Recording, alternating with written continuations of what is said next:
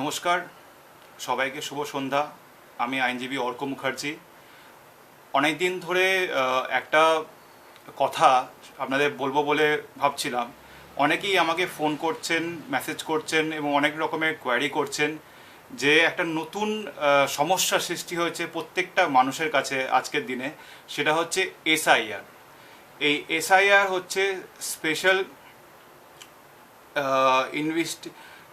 Intensive ইয়ে যেটা হচ্ছে স্পেশাল একটা ফর্ম, এসআইআর ফর্ম, ঠিক আছে? সেটা নিয়ে অনেকের কোয়ারি, ঠিক আছে? এই পুরো ফুল ফর্মটা যেটা এই মুহূর্তে আমি খুঁজে বার করেছি সেটা হচ্ছে স্পেশাল ইন্টেনসিভ রিভিশন। এই স্পেশাল ইন্টেনসিভ রিভিশন, এই এসআইআর ফর্মটা ফিল আপ করতে গিয়ে অনেক মানুষের অনেক ধরনের সমস্যার সম্মুখীন তারা হচ্ছেন এবং তার জন্য তারা আমাকে বহুবার ফোন, মেসেজ এবং বিভিন্ন রকমের ইনফরমেশন জানার জন্যে আমার কাছে আমার দ্বারস্থ হয়েছেন এবং তারা জানতে চেয়েছেন যে এই ফর্মটা কী করে ফিল আপ করবো এবং এই ফর্ম ফিল আপ করতে গিয়ে অনেক ভুল ভ্রান্তি অনেকে মানুষের হচ্ছে। সেই ভুল ভ্রান্তিটা কাটানোর জন্যে উকিলবাবু আমি কি করব। তাই জন্য আজকে আমি এই ভিডিওটা তৈরি করছি সবার জন্য। প্রত্যেকটা মানুষ আজকের এই ভিডিওটায় উপকৃত হবে। আপনারা ভালো করে আজকের এই ভিডিওটা দেখুন এবং আমার কথাগুলো মন দিয়ে শুনুন। আশা করি আজকে আপনাদের এই এসআইআর ফর্ম নিয়ে এই ভিডিওটার মধ্যে সমস্ত রকমের প্রশ্নের উত্তর আমি দিতে পারবো। সুতরাং আমার সঙ্গে থাকুন। প্রথমেই আপনাদের বলি যে এই এসআইআর স্পেশাল ইন্টেনসিভ রিভিশন যে হচ্ছে 2002 সালের ভোটার লিস্ট অনুযায়ী, ঠিক আছে? সুতরাং 2002 সালের ভোটার লিস্ট বার করতে গেলে সবার আগে হচ্ছে আপনাকে যেটা করতে হবে, যখন আপনাকে এসআইআর ফর্মটা দেওয়া হবে, এসআইআর ফর্মটা দেওয়ার সময় দেখবেন আপনাকে একটা চার্ট দেওয়া হয়, একটা এক্সট্রা চার্ট, যেখানে একটা ওয়েবসাইটের নাম লেখা থাকে www.http:/voters.gov.in বলে এরকম একটা লেখা থাকে। ওই ওয়েবসাইটে গেলে যাওয়ার পর আপনাকে যেটা করতে হবে সেটা হচ্ছে ওই ওয়েবসাইটে ক্লিক করার পর ওখানে একটা অপশন থাকবে, সেটা হচ্ছে লাস্ট এসআইআর ডাউনলোড করার অপশন। সেই লাস্ট এসআইআর ডাউনলোড করার অপশনে আপনি যদি ক্লিক করেন, করার পর আপনাকে ওখানে একটা অপশন দেবে, সেটা হচ্ছে সিলেক্ট ইয়োর মানে আপনার যেটা লাস্ট আপনি যেখানে ভোট দিয়েছিলেন সেই এরিয়া।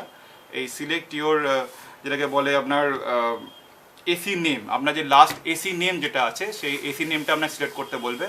ওই আপনি এসি নেমটা যদি সিলেক্ট করেন মনে রেখে যে 2002 সালে কোনটা ছিল, বা যদি আপনার পুরনো এসআই মানে মনে থাকে যে সেই সময় আপনি কোথায় ভোটটা দিয়েছিলেন, তাহলে সেই এসি নেমটা আপনি সিলেক্ট করবেন।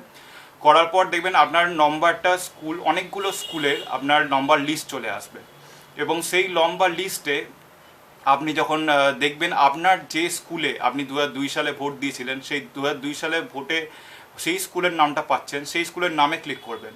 করার পর একটা ফর্ম, একটা পিডিএফ আকারে আপনার মোবাইলে অটোমেটিক্যালি ডাউনলোড হয়ে যাবে এবং ডাউনলোড হয়ে যাওয়ার পর আপনি সেখানে সার্চ করে আপনার নাম আপনি দেখতে পারবেন এবং সেই লিস্টে যদি আপনার নাম থাকে তাহলে তা দেখবেন তার পাশে আপনার নাম্বারটা, ইপিক নাম্বারটা, যেটা এপিক নাম্বার যেটা লিখতে হয়, সেই এপিক নাম্বারটা দেওয়া থাকবে আর আপনার বয়স লেখা থাকবে এবং আপনি কোন লিঙ্গ, সেটা পুরুষ না মহিলা, সেটা লেখা থাকবে।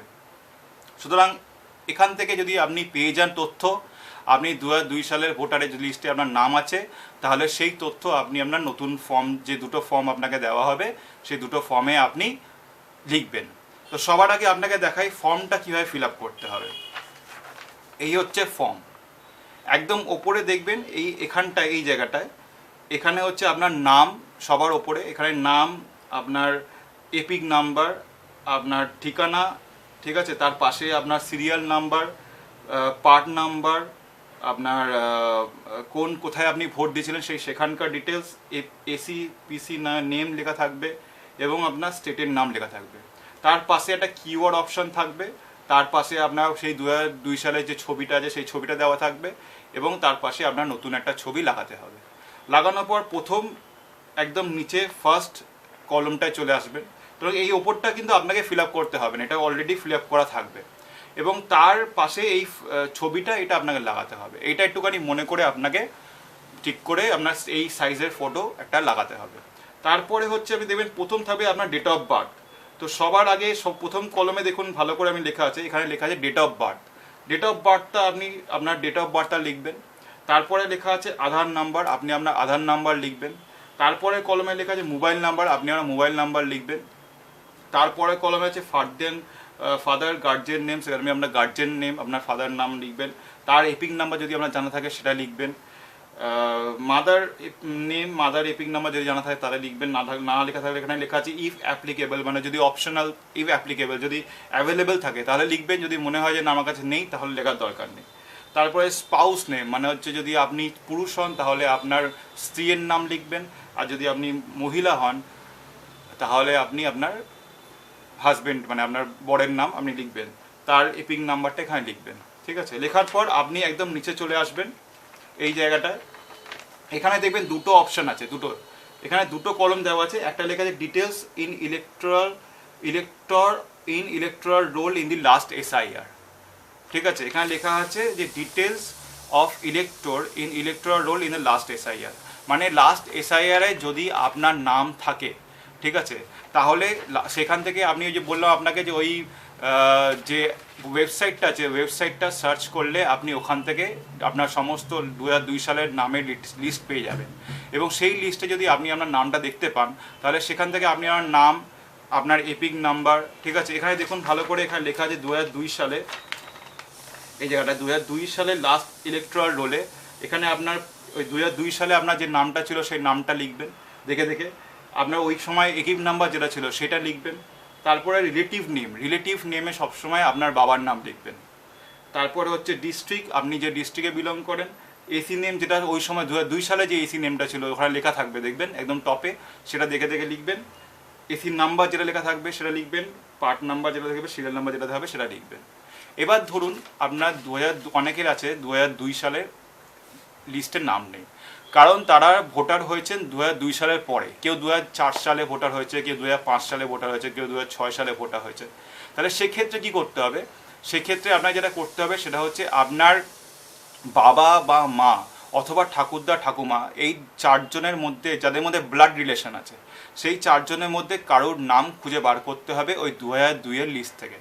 এবং যদি খুঁজে বার করা যায় তাহলে আপনি দেখবেন সেখানে তার যার নাম দেওয়া থাকবে, যেমন এখানে আপনি দেখুন ভালো করে আমার বাবার নামটা 2002 সালে লিস্টে আছে, যার ফলে সেখান থেকে দেখে দেখে আমি আমার বাবার নাম, এই পাশের কলমটা হচ্ছে আপনাকে ফিল আপ করতে হবে যাদের 2002 সালে যারা ভোটার হয়নি, তারা এই পাশের কলমটা ফিল আপ করবে যেখানে লেখা আছে details of the relative whose name is given in previous column in the last SIR। ঠিক আছে, previous column in the last SIR এ যেটা লেখা থাকবে সেটা লিখবেন। সুতরাং প্রথমে বাবার নাম লিখবেন, তারপর তার 2002 সালের এপিক নাম্বার যেটা সেটা লিখবেন। তারপর হচ্ছে রিলেটিভ নেম, তার ঠাকুরদার নাম লিখবেন, মানে আমার ঠাকুরদা, বাবার নাম লিখবেন। রিলেশনশিপ আপনার সাথে যেটা আছে ফাদার সেটা লিখলেন। তারপরে লিখলেন ডিস্ট্রিক্ট, তারপরে লিখলেন স্টেট, তারপরে লিখলেন এসির নাম্বার, পার্ট নাম্বার এবং সিরিয়াল নাম্বার, এবং নিচে আপনি সই করবেন। ঠিক আছে, এবং এটা করার পর আপনি যখন জমা দেবেন, জমা দেওয়ার পর যে আপনাকে যে ফর্মটা দিয়েছে সে কি করবে, সে একটা ফর্ম আপনার রিসিভ করে নেবে। এই যেমন দেখুন এখানে একদম লেফট হ্যান্ড সাইডে সে রিসিভ বলে লিখে রেখেছে।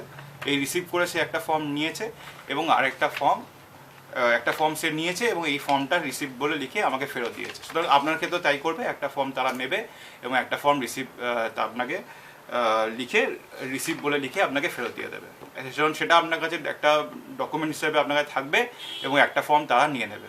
এইবারে যেটা মেন ভাইটাল প্রশ্ন, যে প্রশ্ন সবার, সেটা হচ্ছে এই তো গেল আমি ফর্ম টর্ম ফিল আপ করে দিলাম, সবই হয়ে গেল, কিন্তু ব্যাপারটা হচ্ছে যে অনেকের আছে যারা বলছে যে আমাদের কারুর কোনো ডকুমেন্টস নেই, আমার বাবা মায়ের কোনো ডকুমেন্টস নেই, আমার ঠাকুমা ঠাকুরদার কোনো ডকুমেন্টস নেই এবং আমার নামও নেই, 2002 সালের নামও নেই, কোনো জায়গাতেই কিছু নেই। সুতরাং সেক্ষেত্রে আমি কি করব উকিলবাবু?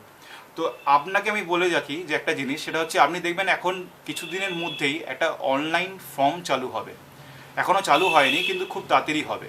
এই অনলাইন ফর্মে আপনি দেখবেন, যদি আপনি ফিল আপ করার সময় দেখবেন ওখানে সমস্ত ডিটেলস দেওয়া থাকবে এবং যাদের কোনো ডকুমেন্টস নেই তাদের জন্য একটা বিকল্প ব্যবস্থা চালু করা হবে।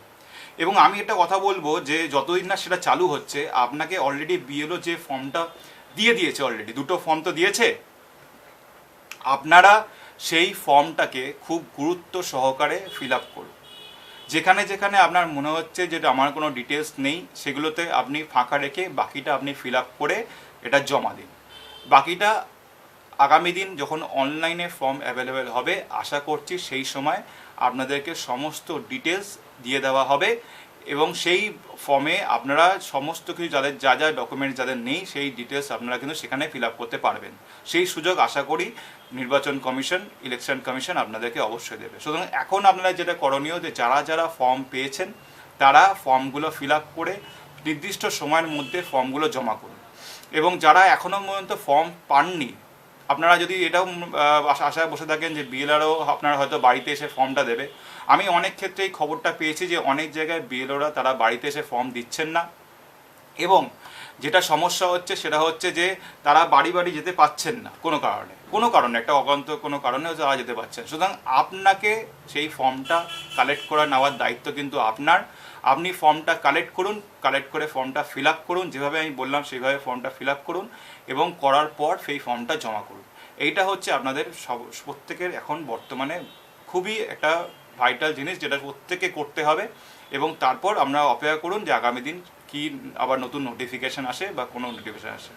এবং যেটা আরেকটা প্রশ্ন অনেকের মধ্যে আছে, অনেক মানুষের মধ্যে আছে, যে এত কিছু করার পরেও যদি আমার নাম ফেব্রুয়ারি মাসে যে ভোটার লিস্ট বেরোবে সেখানে যদি না থাকে তাহলে আমি কি করতে পারি?